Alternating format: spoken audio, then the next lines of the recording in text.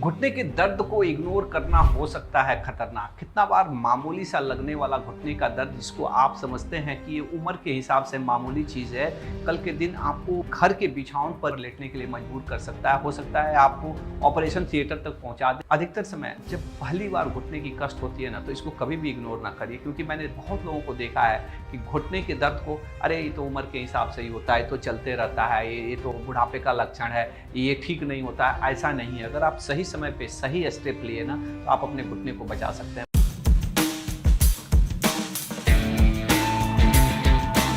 मैं doctor Rameshwar, orthopaedics and joint replacement surgeon. मैं पिछले 18 साल से काम कर रहा हूं और 18 साल के अपने अनुभव से बता रहा हूं। मैं फाउंडर भी हूं सेव द नी मिशंस का। मैंने लाखों मरीजों का, ऑनलाइन तो मेरे साथ 3 लाख से ज़्यादा मरीज जुड़े हुए हैं, जो लगभग 35 कंट्रीज से हैं, जिनको मैं घुटने की तकलीफ को ठीक करने का उपाय बताता हूँ। और उस अनुभव के आधार पर बता रहा हूँ कि घुटना कोई घुटना नहीं है, एक आपके शरीर का चक्का है। आपका शरीर कितना भी अच्छा है, आपको कोई बीमारी नहीं है, हार्ट, किडनी, लीवर सब फर्स्ट क्लास, टंच एक नंबर। लेकिन अगर आपके घुटने खराब हो गए ना, आप चलना फिरना मुश्किल हो जाएगा। और चलना, खास करके अगर आपकी उम्र 50-60 साल से ज़्यादा है ना, तो चलना, नहीं चलना ही अपने आप में एक बीमारी है। किसी भी कारण से अगर आप नहीं चल रहे हैं ना, बिलीव मी, आप अपने अपने शरीर को और ख़राब कर रहे हैं। आपको ब्लड प्रेशर है, आपको शुगर है, आपको हार्ट की तकलीफ है, आपकी हड्डियाँ कमज़ोर है, आपको फालिस मार दिया, डॉक्टर आपको बताते हैं एक्सरसाइज करिए, चलिए फिरिए, लेकिन अगर आपके घुटने ही खराब है तो आप कैसे चल पाएंगे? नहीं चल पाएंगे। और नहीं चल पाएंगे ना, तो इसका अपोजिट कि आप directly indirectly blood pressure, sugar, heart की तकलीफ, हड्डियों की कमजोरी, फालिस को इनवाइट कर रहे हैं। तो हम हमेशा बोलते हैं अपने मरीजों के, आप उतने ही स्वस्थ हैं जितना आपका घुटना स्वस्थ है। जिस दिन आपका घुटना खराब हो गया ना, समझिए कि आप खराब हो गए। भले हो सकता है आपकी किडनी बिल्कुल अच्छे हैं, आपके लीवर बिल्कुल अच्छे हैं, आपका हार्ट बिल्कुल अच्छा है, आपका सब ऑर्गन बिल्कुल अच्छा है, लेकिन घुटना उतना इंपॉर्टेंट है, इस बात को समझना है। और कितना बार, भले ही आपके पास कितने भी पैसे हैं, अच्छा है, कितने भी आपके चाहने वाले हैं, बुरा नहीं मानिएगा, हमने अपने क्लिनिकल एक्सपीरियंस में, हम लोग के यहाँ तो रोज़ 100 मरीज देखते हैं, अपने अनुभव से बता रहा हूँ, जिस दिन आप बिछावन पे पड़ गए, घुटना बर्बाद हो गया ना, आपके सारे पैसे बैंक में रहे रहे खराब हो जाएंगे, उसको कोई दूसरा मजा लेगा।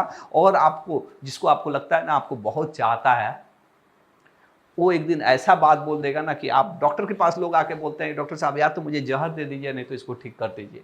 अगर आप अपने खुद के दम पे बाथरूम नहीं जा सके ना, उस दिन लाइफ का कोई मतलब नहीं है। और इस सारा चीज़ करने के लिए घुटना को सही होना जरूरी है। और ये घुटना अधिकतर समय होता क्या है ना, कि शुरू में लोग इसको, अरे तो उम्र के हिसाब से होता है, उम्र के हिसाब से होता है। लेकिन अगर आप ध्यान देंगे ना, तो इसको, इसके प्रोग्रेशंस को, इसकी खराबी को आप रोक सकते हैं, बचा सकते हैं, और आप उस नौबत पे नहीं पहुंचेंगे जहां पे ये और खराब हो जाए। 5 मुख्य कारण हैं जिसको आप पे ध्यान देना है। पहला कि उम्र के हिसाब से घिसारा, जिसको ऑस्टियोआर्थराइटिस बोलते हैं, एक्सरे कराइए पता चल जाता है। दूसरा, rheumatoid arthritis, R A factor तो नहीं पॉजिटिव है, दिखाइए, ब्लड टेस्ट करने से पता चल जाता है। तीसरा, वजन तो ज़्यादा नहीं है, वजन अगर ज़्यादा है, चाहे शरीर भारी है, तो इस पर देखिए।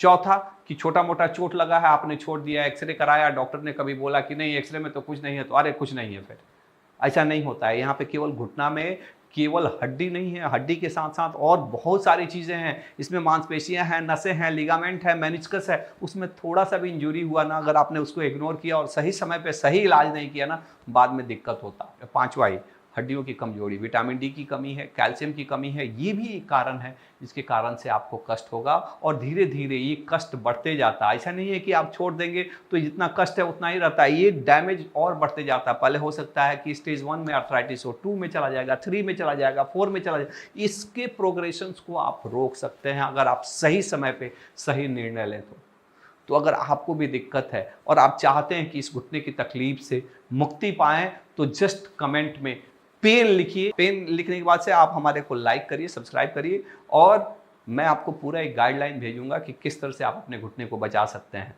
मैं उन दवाइयों के बारे में भी बताऊंगा, उन सप्लीमेंट्स के भी बारे में बताऊंगा, जिसको अगर आप रेगुलर लेते हैं तो आपके घुटने की तकलीफ से मुक्ति पा सकते हैं। इन्हें शेयर भी करिए, जिन्हें भी आप घुटने के कष्ट से पीड़ित होते हुए देखते हैं, चाहे कष्ट में, दिक्कत में, चलते हुए दिक्कत हो रहा है, घुटना टेढ़ा है, उनको ज़रूर भेजिए। आपके घर में नानी, काकी, चाची, ये वीडियो उन लोगों के पास पहुंचना चाहिए। अगर आपको लगता है कि इस वीडियो के माध्यम से कहीं ना कहीं आपकी लाइफ में कुछ ना कुछ मैंने इम्पैक्ट किया, कहीं ना कहीं आपके दिल को झकझोड़ा है, तो हमारे थैंक यू डॉक्टर कैंपेन से भी जुड़िए, जिसमें हमारा मकसद है कि आप जहाँ भी रहते हैं, आपको मुझे थैंक यू नहीं बोलना है, जो आपके नज़दीक में डॉक्टर है उसके पास जाइए, उसे थैंक यू बोलिए एक बार, क्योंकि हो सकता है कि आपके एक थैंक यू से उसका दिन बन जाए और वो समाज के लिए और बेहतर करने के लिए प्रेरित हो। धन्यवाद।